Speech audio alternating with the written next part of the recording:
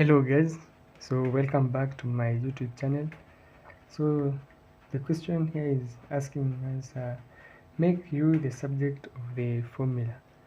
We have x is equals to u square v all over u square plus 2w.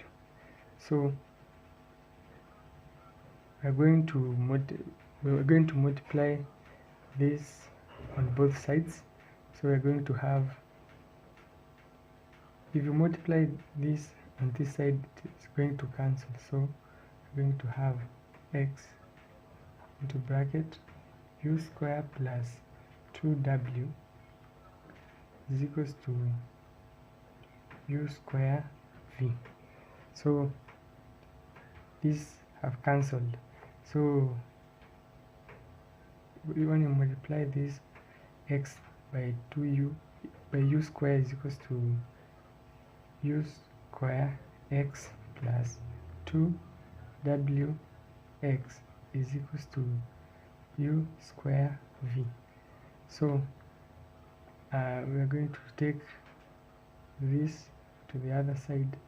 We are going to have 2wx is equals to u square v minus u square x. So with this equation, you can just rewrite starting with this. We need to have u square v minus u square x is equals to 2wx. So the common number here is u.